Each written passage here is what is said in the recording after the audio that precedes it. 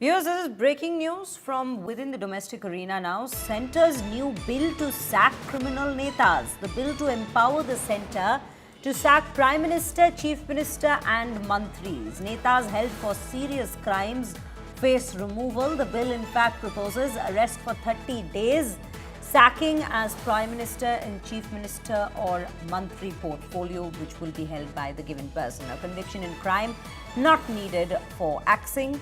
Today, new bills likely by HM Amit Shah, Home Minister Amit Shah in the Lok Sabha. He is likely to in fact propose this bill in the lower house itself today. And centre is to in fact empower self via new bill. Bill set to be red rag to opposition. At this given point, this is the particular breaking news that we are in fact picking up. And Himanshu Mishra joined us on the broadcast to bring us more details.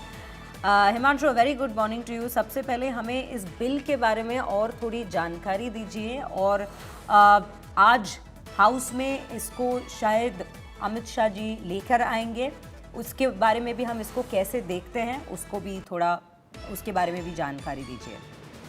देखिए, बिल्कुल ये जो bill सरकार लेके आ रही है, constitution में 130th amendment है ये, और इस अमेंडमेंट के तहत जो है दो बिल्स को लाया जाएगा। एक यूनियन टेरिटरीज के लिए जिसमें जम्मू कश्मीर भी है, और उसके साथ साथ जो है वो बाकी जो फुल स्टेटहुड्स हैं उनके लिए। इस बिल के अंदर जो प्रोविजंस हैं उसमें अगर सबसे पहले देखें तो किसी भी मिनिस्टर, चाहे वो स्टेट मिनिस्टर्स हो या चीफ मिनिस्टर्स हो या सेंट्रल में मिनिस्टर हो या प्राइम मिनिस्टर, अगर उनके ऊपर किसी ऐसा एलिगेशन लगता है जिसपे 5 ईयर की पनिशमेंट्स जो है उनको मिलती है और वो 30 डेज के लिए पुलिस कस्टडी में या डिटेन किए जाते हैं या जेल में रहते हैं, तो 31st डे जो है उन्हें ये माना जा सकता है कि वो मिनिस्ट्री से बर्खास्त किए गए हैं।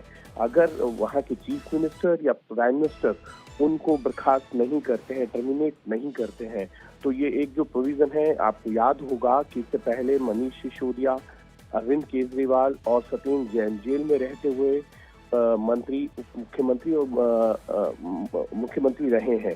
तो ऐसे प्रोविजन लाने की जो कोशिश है सरकार की, सरकार ये चाहती है कि इस तरीके के जो करप्ट लोग हैं जिन पे एलिगेशन लगते हैं, क्रिमिनल एलिगेशन उनके ऊपर लगते हैं, तो वो मंत्री या मुख्यमंत्री और केंद्र सरकार में मंत्री और प्रधानमंत्री ना रहे।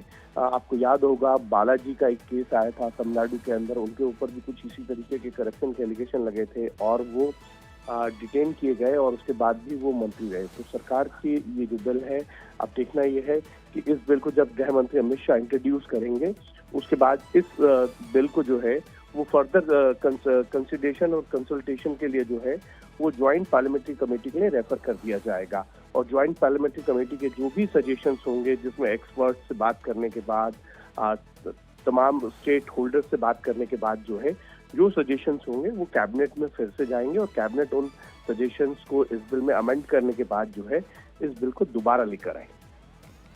जी हिमांशु, हमें ये सारी जानकारी देने के लिए धन्यवाद। Well viewers, that is what we are picking up in terms of how the bill is supposed to be in fact amending the particular current rule that exists on this very matter, and also the fact as to why the opposition in fact wants to bring in this very bill in to power at this given point.